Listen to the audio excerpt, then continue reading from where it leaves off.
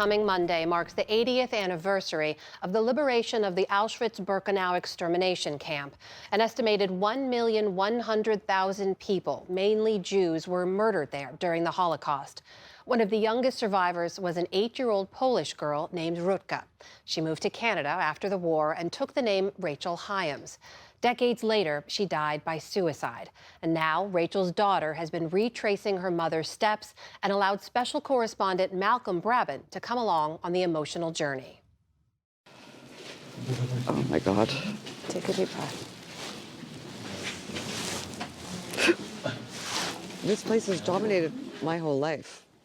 This place destroyed my family, and the echoes of this place continue to destroy my family. Audrey Hyams-Romoff has spent a lifetime resisting the compulsion to come here. That station looks completely intact, no different than it did over 80 years ago. Now, supported by her daughter Lindsay, Audrey has travelled from Toronto to try to find answers to 2 unresolved family mysteries. Why was her grandfather Aaron killed during a fight in a cattle car on the way to Auschwitz-Birkenau? But more importantly, what drove her mother Rachel to suicide, 63 years after she and her mother Regina survived this, the worst of all the Nazi extermination camps. Rachel was just 8 years old when she entered the Gate of Death. Most people transported here from across occupied Europe went straight to the gas chambers. But Rachel and her mother did not, as she told the Shoah Foundation 28 years ago. I have this memory, and it's troublesome. I see a door that is oval on top and straight on the bottom, and in my own mind, is that a door to a crematorium? I know that our clothes were being taken away. I knew that women were having their heads shaved. This Russian film, shot a week after the death camp's liberation, shows the child survivors. Among them somewhere is 8-year-old Rachel. It's been a journey. It's not over. I'm still grappling. And the issue for me is, what do you do with the trauma? We're all prisoners of our past. Rachel grew up to be a nurse in Canada. She married a doctor, Bram, and became more prosperous, dressing in bright colours as a counterpoint to her dark past as she had children and grandchildren. But in 2008 in Montreal, during a Jewish holiday, more than 60 years after Rachel escaped the gas chambers, the Nazis finally triumphed. Seen here a decade earlier with mother Regina and husband Bram, Rachel was mentally unravelling. My father said, in a quiet voice, he said, your mother doesn't want to be here anymore. And when I heard that, I didn't take it seriously. And I didn't take it seriously because my mother had made these grand pronouncements all my life. But later, with tragic symmetry, Rachel shut herself in the garage and started the car. Her husband Bram was also asphyxiated, possibly accidentally. Their deaths remain a mystery. There was no suicide note. I'm trying to deal with survivor guilt.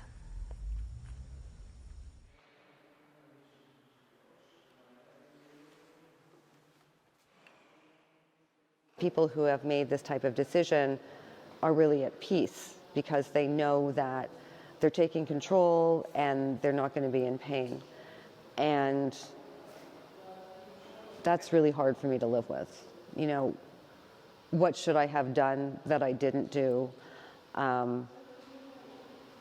So that really is much more present for me than the manner in which she decided to take her life. The search for answers gains traction in the archives of Tomaszów Mazowiecki, south of Warsaw, where the Nazis crammed Audrey's family into a ghetto, along with 15,000 other Jews. Historian Justina Biernat has won accolades for revealing Tomaszów's dark past. Only 5 of the town's Jewish children survived the Holocaust. One of them was Rachel. So Aaron with his family and your grandpa with your grand-uncle. So there were a few children. I mean, Abraham, Isaac, Hinda, and Rutka. And they were all together in one flat in the ghetto. Builders were at work, erasing the last traces of the block's former Jewish occupants, including Audrey's relatives, who spent more than 2 years here, being terrorized and starved by the Nazis. We know the most Greenspan's family were resettled here, and it was about 16 people from the Greenspan's family, and I think that about 8 or 9 in one flat. To know how many of them were sort of just packed in here is hard to wrap your head around. I talked about how I didn't think that my mother and my grandmother would want us to do this trip. And I don't think they ever could have imagined that I'd be standing in this place where they were. And it's hard. I don't know. I feel the ghosts. Nearby St Wenceslas Church was built after the war to exorcise ghosts. It replaced a little wooden church where, in late fall 1942, over 2 days, 14,000 Jews from the ghetto were selected to be exterminated. Scores were also massacred here. Their bodies littered the churchyard. Extraordinarily, wooden St Wenceslas survived the war and has been moved a short distance away. I don't think I want to absorb the energy of this place because it's so dark. And I carry a lot with me. I don't need to carry this. This church has borne witness to one of the most evil things that happened during the Holocaust in Tomaszów Mazowiecki. A Nazi officer sat in front of this building, acting like a Roman emperor, giving the thumbs down to those Jews who were sent to the line of death. And they were transported to Treblinka, a death camp, and gassed. To others, who were more privileged, he gave the thumbs up, and they could survive. And those people included Audrey's family. Because the Germans had a use for Audrey's grandfather, Aaron Greenspan. We've got Aaron Greenspan here in the Jewish police. And this is the wages ledger that proves Greenspan was a low-ranking officer in the ghetto. Across Poland, Jewish elders were ordered by the Germans to establish ghetto police forces to make them accessories to Nazi war crimes. In Tomaszów, sons of good families were recruited in a vain attempt to mitigate the Germans' actions. Greenspan signed up on the same day as his best friend Michael Grossman. The Germans knew what they're planning, right? Mm-hmm. That the ghetto will be liquidating, and they knew that they will need hands for doing this. As the liquidation of the Tomaszów ghetto approached, the Jewish police were given a pay raise. Everyone needs to eat and to be safe. So perhaps money, it was low money, but it was the way to, survive. In Tomaszów's Book of Remembrance, Aaron Greenspan's friend Michael Grossman described how, on those 2 terrible days in 1942, Nazis mercilessly beat Jewish policemen as they shepherded their fellow Jews to the cattle cars. One policeman forced to participate in the deportations was Henry Bierzinski. This was part of the work, you see, of the police that I didn't like, you see, that we had to cooperate with the Germans. They used us under the threat of shooting us. And we did have to do it, you see. Bierzinski's rare account of life as a ghetto policeman is contained in The Ghost Tattoo, written by his son, Australian doctor Tony Bernard. In terms of you and me, be absolutely clear, if your grandfather had not been a ghetto policeman, you would not be here and I wouldn't be here. No two ways about it. There were stacks of young, fit, healthy people who all went to Treblinka on those trains and didn't survive. You really had to have this get out of jail card. The question of our survival is something that I grapple with, and I will for the rest of my day. Audrey and Lindsay are retracing Rachel's steps into Crematorium 3 in the fall of 1944. There was an incident that my mother could never explain when she was here, that they gathered all the children and they had them undress and they brought them into the gas chamber, and then nothing happened. And after a little while, they took them back out and brought them back to the barracks.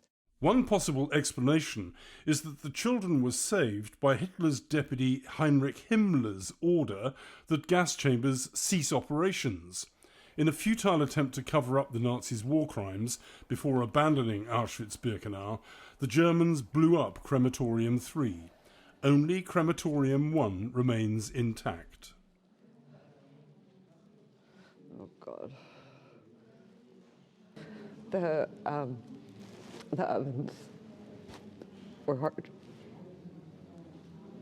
Mostly all I thought about was children. You know, my mother was a child survivor, and I thought, how many children were in here that didn't just survive like my mother did? It's strange. The gas chamber or whatever, I mean, it's just a space, and you know that the stains on the walls, you know what the history of that is. But to turn the corner and see where they burned the bodies, that's been horrible. 80 years on, a Third World War seems closer than ever.